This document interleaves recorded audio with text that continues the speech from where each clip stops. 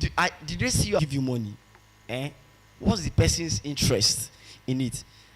And what is the product? What is the service? Can it sell? Do you get? So these are factors that you need to start considering, because you are looking at 400 million. Last, maybe you reach. Is it LPO? All right. Okay, let me help you out here. For you saying that you want to use 400 million to start a business, as in, is it your first business, like the business that you just thought about, or something that you have done? And how many years have you done that business? Is build a warehouse or build warehouses where I can stock up frozen food in large quantities for suppliers, and also food stuff for suppliers as well. So it's like a business that I grew up with, but I want to do it large scale. Okay, that's a good one. But looking for money, you know, sometimes, especially in Nigeria that we are, I don't think you should look for money, huge amount of money to start a business or to enforce a business. I'll tell you why. Because you will run into debt. And don't expect somebody to give his life savings into a business that he doesn't have a future or he has not seen a vision about. Now, you're talking about your mom's business. This is something you grow up with. Don't look for money to start up. In short, don't even look for money to build a warehouse. You can use where you are to make a warehouse for yourself. Buy whatever you want to buy. The only major thing I would say for that kind of thing is get a power supply. If you can get a good power supply, you can run that business even right in your compound. Now, have a vision, like he said, write it. When he was talking about writing a yearly vision, I like that idea, but I've done something like that before, and will I say, let me just say 50% is good, but I decided to do a weekly vision. Like when I wake up every Sunday and I'll say, this is what I'll do for this week. On Saturday, I'll go back and say, what have I achieved in this thing that I planned for this week?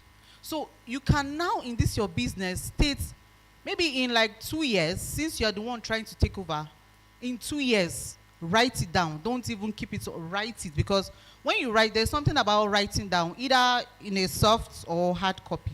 You must surely find it. So you write it down. Maybe in 2 years, I would have built a warehouse. You can find out that maybe in 2 years, it can be a container that you have. And that's good. It's an achievement. Achievement in the sense that you are the one that bought that container. You might have not built a warehouse, like a building structure, but you have a container. And that container, and if you design it in a way that at the end of the day, it's even your goal, it's your dream. Then before you know, add another 2 years. By the time you come back that 2 years and say, oh, I achieved a container, thank God. What else? Well, I still want to build that warehouse.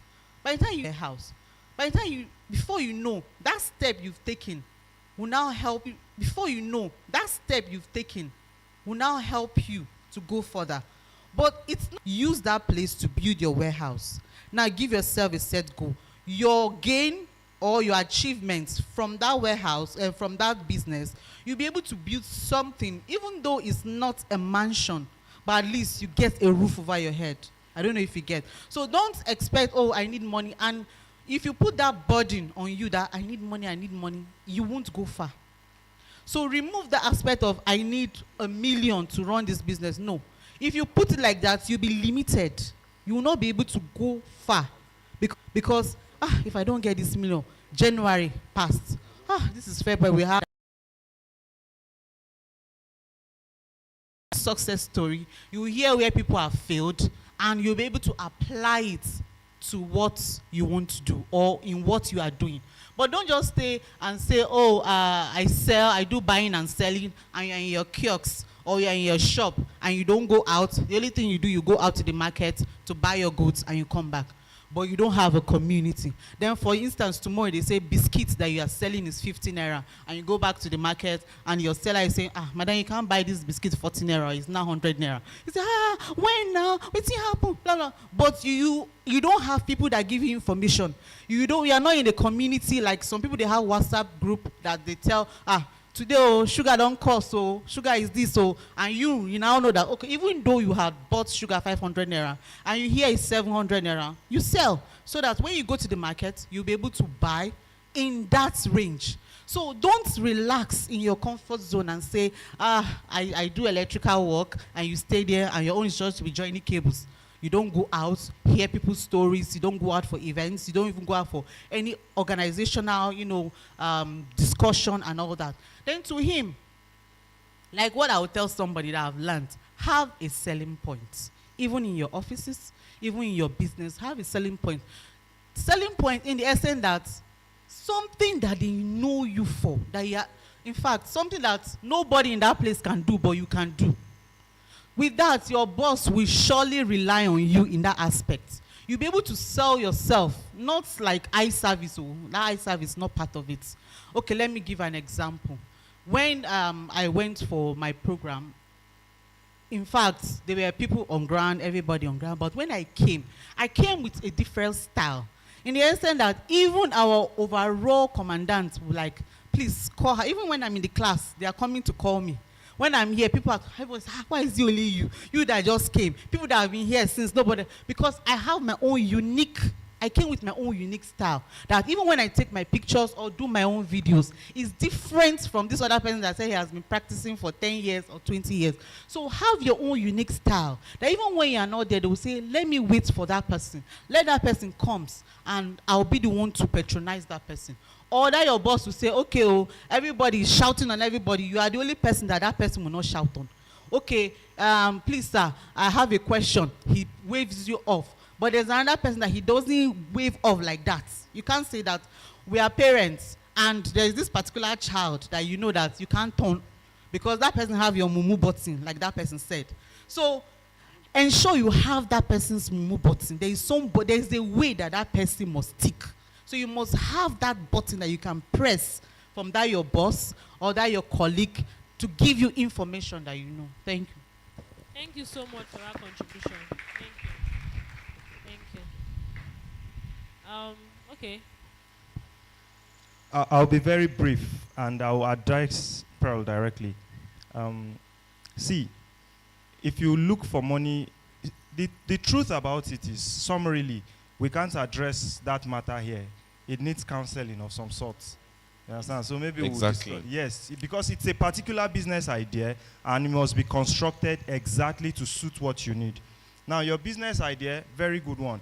Now, I have 400 million. I won't pour it into you. Let me give us a vivid example. Dangote is a brand, trusted brand. Should I disappoint you? When Dangote wanted to start his refinery, nobody contributed a dime to it. Dangote is trusted in the kitchen. Petrochemicals, we're not so sure he would deliver. Some other companies would simply get funds. Dangote couldn't. He had to pay even for land. Now, if Dangote wants and posts an advert that he's looking for investors in his petrochemical business today, everybody would come. He has now proven that we can deliver. So that is what you should concentrate on. Everything she said, apply it directly. Start, build capacity, and when there's a day you will come up, somebody will walk up to you and say, Madam, I have 2 warehouses. Let's do business. So you will need to get to that. Then another thing Gabriel said about structure, I'll give you 2 examples. There is a company that was initially given the contract to construct the Karshi-Apo Expressway. Many of us have. That contract is a white elephant project. It was given by, it was contracted under the Jonathan government. The moment the guy got the funds, he first bought, I think, about 100 Hiluxes, if that word sounds, that Hilux, and shared as gifts to his guys. Oh, but everywhere done good, oh, you hold this one, hold this one. So there were Hiluxes everywhere. Now, he couldn't do the project. As of today, that road is still not completed. Now, then there's another guy. Wike just gave him another contract to construct another expressway. And if you go, before the guy even started the road, he first built a quarry and brought in trucks. You need to see trucks. He lined trucks from here up till Trademore. Now, that looks like someone that is serious with the work, right? So who will you do business with of the two of them? So I think you get where you need to focus on. Then you can see us later. We'll discuss more. Thank you. Thank you very much. That's the last. That's the last question. Please let's just give him the mic. That'll be the last question.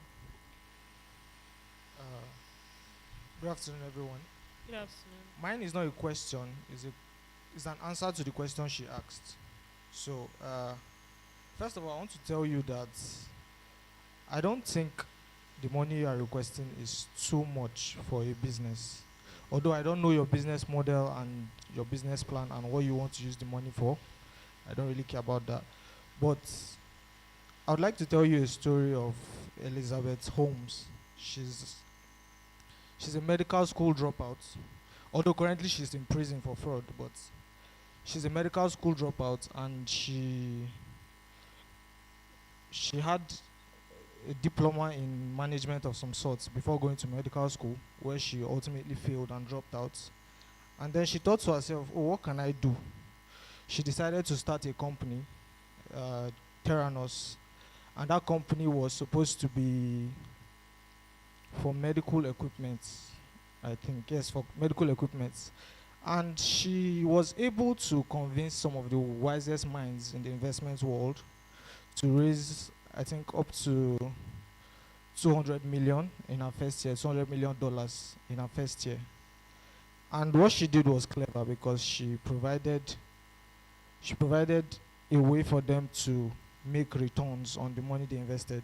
Which is why I want to tell you that your net worth doesn't really matter if you're trying to raise funding for your business, because this is a medical school dropout with no prior experience in investment whatsoever, and she was able to register a company, register a patent for an imaginary medical equipment that was supposed to run every test you can think of.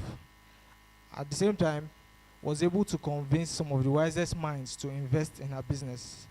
And after a while, she was suspected of fraud by her assistants, and they took it up with the board, and they went to the board and said,